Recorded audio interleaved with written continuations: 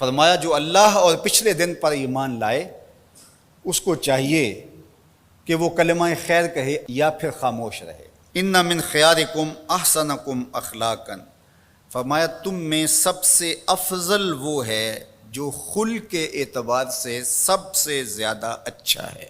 فضل و شرف کا سبب اچھے اخلاق کا ہونا ہے۔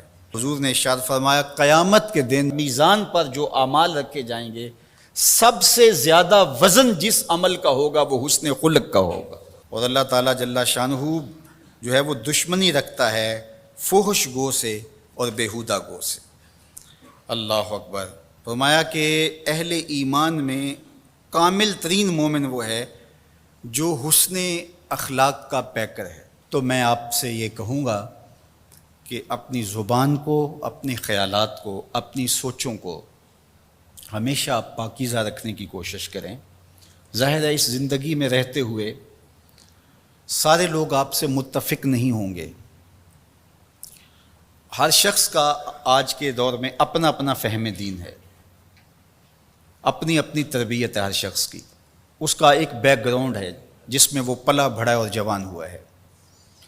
اور بہت سارے لوگوں کا مزاج دین پر غالب آ جاتا ہے، تو طبائع کی وجہ سے، بیک گراؤنڈ کی وجہ سے کچھ معروضی حالات ہوتے ہیں، کچھ بعض کا لوگ بیچارے گھریلو ٹینشنوں کا، پریشانی کا شکار ہوتے ہیں، بہت ساری وجوہات ہوتی ہیں، تو پھر وہ آپ سے متفق نہیں ہوتے ہیں۔ تو اس کا مطلب یہ نہیں ہے کہ جو اس کا رویہ اور لہجہ ہے آپ وہ رویہ اور لہجہ اختیار کرنا شروع کر دیں، قطعاً نہیں کریں گے۔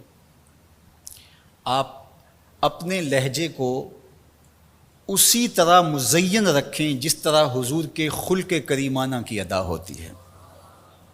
کبھی بھی اپنی زبان کو بگڑنے نہ دیں۔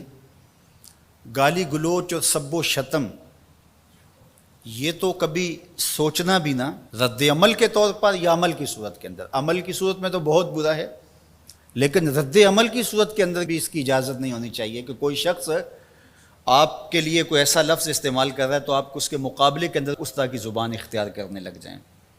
یہ آپ کا دین، آپ کی اخلاقیات، آپ کی تربیت اس کی اجازت نہیں دیتی۔ کسی کی تربیت اگر اجازت دیتی ہو تو ظاہر ہے اس پر تو ہمارا زور نہیں ہے، لیکن آپ کی تربیت، آپ کا جو فہم دین ہے وہ اس کی اجازت نہیں دیتا کہ آپ اپنے رویوں کو، اپنے طرز زندگی کو اس طرح سا لچر اور بازاری بنا لیں، اور آپ کے منہ سے، آپ کے لفظوں سے، آپ کے رویے سے بدبو نکلتی ہو اور آپ نفرت کے سوداگر بن جائیں، سوء ظن، بدگمانی اور نافہمی کی آگ میں جلتے رہیں اور ہر وقت حسد، بغض، کینے اور نفرتوں کے سوداگر رہیں۔ تو میں اپنے محبین سے، مخلصین سے، محبت کرنے والوں سے یہ بات کہوں گا کہ آپ اپنا دہن نہ بگڑنے دیجیے، اپنی زبان نہ بگڑنے دیجیے، اپنے لہجے کو کبھی بدبودار نہ ہونے دیجیے، امت کے اندر تفریق کی بدکاری زندگی بھر نہ کرنا۔ اگر کوئی شخص میرے طریقہ کار سے متفق نہیں ہے، جو میں طرز تبلیغ رکھتا ہوں، جو انداز تربیت رکھتا ہوں، بہت سارے لوگ اس سے متفق نہیں ہیں، تو آج تک میرا یہ زور نہیں رہا کہ لوگ اسی طریق پہ آئیں سارا زمانہ جس طریق پہ میں ہوں۔ تو کسی کو بھی یہ کوئی اختیار حاصل نہیں ہے کہ جو طریق اس نے وضع کیا ہے معروضی حالات کے تحت، جو وہ سمجھتے اپنے فہم کے مطابق کہ اس طرح دین کا کام ہونا چاہیے، تو وہ مجھے اس بات پہ مجبور کرے کہ آپ بھی اس طریق پہ آئیں۔ جو میں انداز تبلیغ رکھتا ہوں، جو مؤثر بھی ہوا، نفع بخش بھی ہوا، نیچے سے لے کر اوپر تک کتنے طبقات کے اندر کیسے اثرات پیدا ہوئے، لیکن اس کے باوجود آج تک میں کسی کو نہ مجبور کرتا ہوں اور نہ میں جو ہے وہ کوئی اگر میرے طریق سے ہٹ کے چلتا ہے، حتیٰ کہ اگر کوئی شخص میرا انکار کر دیتا ہے، مجھے گالیاں بھی دے دیتا ہے، مجھے برا بلا بھی کہتا ہے، اس کے باوجود وہ کافر نہیں ہوتا، اس لیے کہ میرا انکار کفر نہیں ہے، پیغمبر کا انکار کفر ہے۔ بات سمجھ آ رہی ہے نا بات کی؟